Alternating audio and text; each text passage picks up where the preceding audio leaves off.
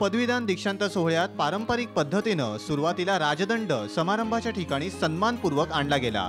त्यानंतर कुलगुरू कुठल्या शाखेच्या किती पदव्या यावर्षी देण्यात येणार आहेत याची माहिती प्रतिकुलपतींना देतात। यावर्षी प्रतिकुलपती राधाकृष्ण विखे पाटील यांच्या हस्ते 31 विद्यार्थ्यांना PhD, 261 विद्यार्थ्यांना पदव्युत्तर पदवी आणि 1854 विद्यार्थ्यांना पदवी प्रदान करण्यात आली।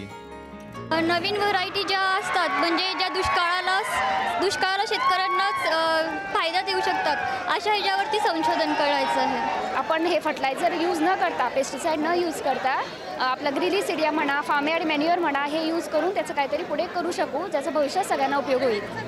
पदवीदान समारंभात बिहारचे राज्यपाल DY पाटील आणि बाळासाहेब विखे पाटील यांना त्यांच्या कृषी सहकार आणि शिक्षण क्षेत्रातील योगदानाबद्दल डॉक्टर ऑफ सायन्स ही पदवी देण्यात आली। आणि शेतीमध्ये जे काही अनेक प्रयोग केले